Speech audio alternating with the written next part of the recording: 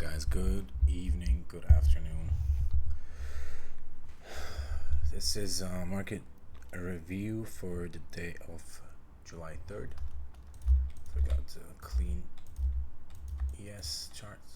Let's do that. Alright, so today we had half day, basically, because of 4th of July being tomorrow, which is holiday. But regardless, we had a trending day, which was I wouldn't say quite surprising, considering the fact that how price delivered yesterday. But the surprising factor for me that they did not wait for Friday. I thought they would wait for Friday, and today would be like maybe a little bit of breakout, like close somewhere here, something like that. That's what I had in mind, but that did not happen. So let's take a look at what happened.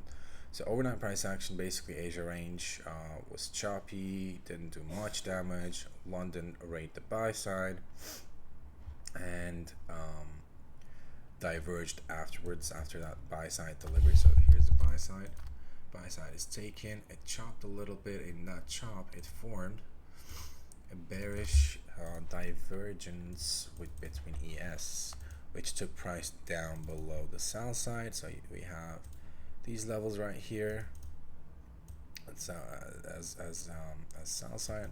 It was taken out. You know what? I'm actually going to keep that level on my chart when I move down to 1 minute. So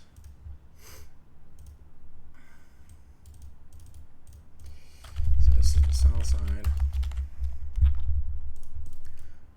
which was taken out, meaning the SMT divergence confirmed or completed its objective. Now it could, if it consolidates, it could reverse, right? And the higher time frame order flow kind of backs it up. So if you look at ES also, ES never took that sell side, which is what it means. We have a bullish SMT divergence at the lows on a higher time frame. So I would say this is the hourly SMT divergence. ES failed basically at the CE, formed a rejection block. Nasdaq took the low, ran the sell side, but it formed rejection block here. That's the first clue. Now let's go down to 1 minute and start reading what happened today. So here's the sell side. We have the SMT right up here, but I'm gonna delete that. I'm gonna find the divergences on the 1 minute instead. On the sell side delivery, so let's take a look at these highs and these highs. There's no SMT here. Maybe this one is an SMT. This is the one. This is the one on the 1 minute. There is this one here, and I'm down here. I don't. There's. Oh, this is also an SMT, but I'm not going to take it because the consolidation is right here. So this is the framework basically. On the 1 minute basis, we have these highs all the way down to the low, right, which is a dealing range. I'm going to take it from the closest one for now. I'm going to change it in a bit. Alright, I'm going to delete the sell side just to keep things clear. I'm going to take the end dog off on both assets. Alright, so at the time of market open, New York open, market diverged here right before 9:30, and it just rallied afterwards. So 9:30 was just a big green candle and took the buy side almost immediately in 3 minutes, which means now we have a new dealing range because it took the liquidity, to engage with the liquidity, right? So what I'm going to do is I'm going to delete the buy side here. I'm going to readjust my dealing range. Now we have this dealing range, right? You can also take it from the SMT lows. It's literally the same thing. And we have a discount fair value gap here, which was traded into, and market sent it higher afterwards. It was a slow grind at the time, but it did what it's supposed to do. It took the buy side here, and more damage with 10 o'clock news. This was taken, and this was also taken. So more damage delivered with the 10 o'clock news. This is the wick from 10 o'clock. And with that, it formed New highs meaning we have new dealing range. So from the lows to the high, we have now this dealing range. Now here, what happened is, or was, this is a pretty typical price action for red folder news, especially 10 o'clock and FOMC days. So the news delivers both ways, okay? It does damage to both sides, it basically leaves wicks on both ends, and then engineers liquidity. That's what I was waiting for the whole day. So what I was waiting for was, because the bias is bullish, I was waiting for an engineered buy side. I was waiting for either engineered liquidity on the sell side at 10 o'clock low, or sell side engagement right here and rally. Now it didn't engage with the sell side, but what it did was it came all the way down to the rejection block, and at the time of that delivery, so here's the rejection block, and at the time of that rejection block retest, yes, right here, I'm gonna pull up yes, that wick was forming or rejecting at the CE. That was enough for me to go long and target the high, which is 10 o'clock high, news high basically. So here, the rejection block was tested, rejected, the dealing range EQ was also respected, and we have a discount fair value gap here as well if you want to take that. We have a couple more, there's a order block here. The 935 candle is an order block, and the mean threshold was respected, so everything looked bullish. There was this one problem, fair value gap, the BISI, CB. It flipped and rallied afterwards. I got stopped there due to bad position management, but it's what it is. So it delivered 10 o'clock high and did not stop afterwards. So here's the delivery. I'm going to read the delivery. Trap formed, displacement, first fair value gap, IFED. The IFED happened because of the down close candle, which is also the new dealing range EQ, as you can see. I mean, this is at the time, like, you're seeing this obviously. At the time, you don't know that whether that's a EQ or not, but you can imply it. I taught you that, or ICT also taught you that. IFED into discount and delivered 10 o'clock. Here it chopped a little bit. In that chop, we did not get a new pull. I'm gonna clean the chart a little bit. In that chart, we didn't get a pullback because it formed a bullish SMT divergence in premium, which means the market is not done yet. Okay, so here is the SMT, which means the market is not done yet, and the SMT divergence will end up being diverging in what?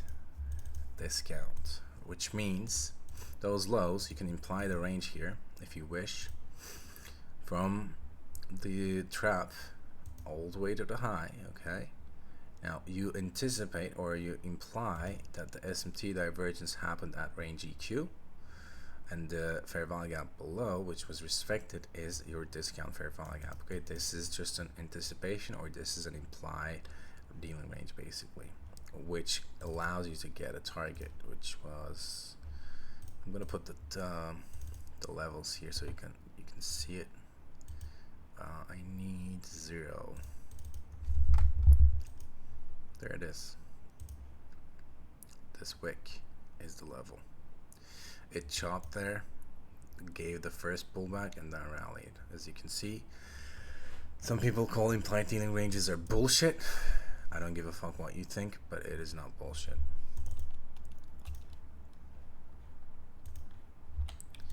So it rallied afterwards. Now we have the new dealing range from the SMT low to the high. What's happening? Oops. Okay. To the high here. Didn't come down to the range EQ, but for a reason it diverged again in what it looks like to be a premium, which this is low. This is typical, guys, for trend days. Okay, this is very typical. Now what you need to do is the same thing from this low all the way to the SMT lows. You can imply range and get a target if you wish. So it diverged there, displacement, again IFED'd here because of this down close candle. Boom, it sent the market even further. I'm gonna clean this chart a little bit, or wait, you know what, I'm not gonna clean it right now. Send it higher. Now there's a bigger dealing range. You can see these ranges like if you zoom out, okay? And the most important part of these things is basically like the first range pullback happened, right? But it did not diverge, or it didn't form a reversal. So you don't have to expect, you don't expect a deep pullback or anything. On the second leg, there is, I believe there was no divergence at the highs here. There is one tiny one right here, which did its job and took the sell side delivery, pull back into not premium and not dealing range EQ, but it diverged there, unfortunately. Those divergences alone doesn't mean much, but if it displaces afterwards, that means a lot on it, especially on a potential trending day. So it rallied here, it diverged right there at the highs. Now we have the highs being set. Now you can expect a pullback into range EQ from there to long it. One setup for life. This is the easier way to see it. If you're watching price like this at all times, you'll think it's a short, it's a sell model. Yes, it is a sell model, but on a lower time frame. So if I go maybe like on the 30-second or a 15-second chart, it'll look like a sell model, this being the sell side of that time frame. It delivers that, which is a pullback on a higher time frame, which is on the 1 minute. That's what we were looking at. So here, this is the range EQ delivered, discount fair value gap right here, respected. It just wicked down there. Come on, wicked down there, basically rejected and formed a lower time frame SMT. So ES basically, Nasdaq basically swept the sell side. ES didn't, rallied. It gives an opportunity here technically, like a fair value gap opportunity I'm talking about. Obviously you can long the OB, but if you go down to, for example, 30-second, you see that displacement, that is your long here. SMT, displacement, fair value gap, and basically targeting this high. Why? Because this is one setup for life. It's the second leg, and it delivered there pretty generously before market close. So again, if I zoom out, I'm sure like almost all of you will be able to see the pullbacks better. So here, I'm gonna zoom out and give you guys a couple minutes. Let me annotate all the buy sides, all the setups that could have been taken today. It gave literally, I would say like one. Let's say we missed this. Let's say we missed this as well because it didn't deliver down to the premium. So let's be realistic. Maybe you could have taken the fair value gap, but let's not count that. And the second one, so 2-1 setup for life trades. That's why you guys have to be patient. If you're longing late especially, or shorting late especially, you have to be patient. You need to trust the price. You need to trust the algorithm, because it's gonna do this every day, guys. Even if it's even when it's range bound, it is going to do it. Okay, so here I'll zoom out a little bit. I'm gonna delete this one because it didn't come down. 2 clean setups, 2 A+ low risk setups. I mean, in that pullback here or here, You can also find your own way to execute. Okay, it doesn't have to be a fair value gap. It doesn't have to be a trap. It doesn't have to be an LB. Whatever works for you personally, use that. For me, I like to use fair value gaps, or sometimes I like to long or short as it diverges, because that way I can manage my stop loss aggressively, and I love that.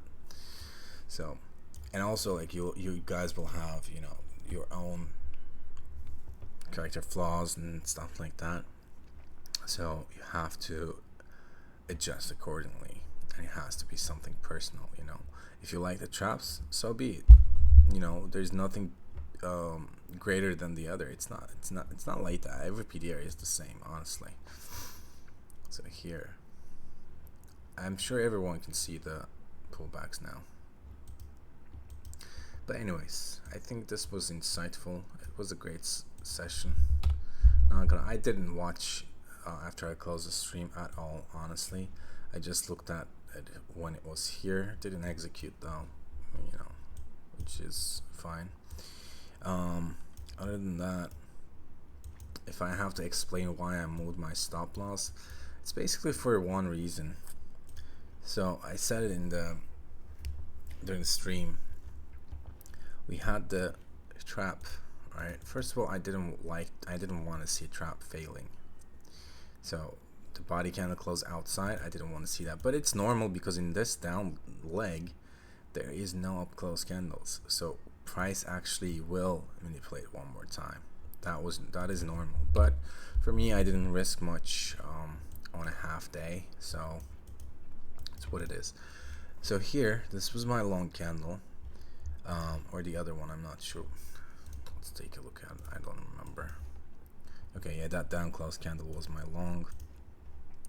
So basically, I wanted to see IFD here below that low. Okay, that's what I want to see. If I go on the 30-second, I think everyone will see it better. So that's the candle I longed. I want to see IFD below and rally.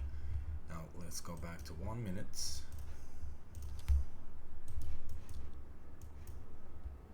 What's going on? Okay, here. Let's go back to 1 minute. Let's draw the trap fair value gap here. As you can see, after that IFD, it failed to break out here, break out of the trap. That's why I moved my stop loss closer to my entry. It's what it is. It doesn't tilt me at all, honestly, because I know that, you know, I know that I can find at least one setup like this or this one here, at least for once. If I can't, I know that I can find at least one of these SMT divergences here, so I can trade the first leg, you know, and I can find this every day, so that doesn't bother me. It doesn't bother me getting stopped there and then watching price moving what, like 170 points. It doesn't bother me at all. Anyways, guys, hope you guys find this insightful. Have a great day. Have a great holiday. Enjoy 4th of July. Happy 4th of July. I'll talk to you on Friday. I'm gonna do the live stream at 9:15 as always. I'm not sure if I'll execute. I'll have my funnel account on just in case. I'm not gonna paper trade. The least case scenario, I'm just gonna tape read. I don't care. I'm not gonna, you know, paper trade or whatever. If I take something, it's gonna be on the funnel account. But yeah, take a good rest. Enjoy. Send pictures, videos. Have fun. Have a good one.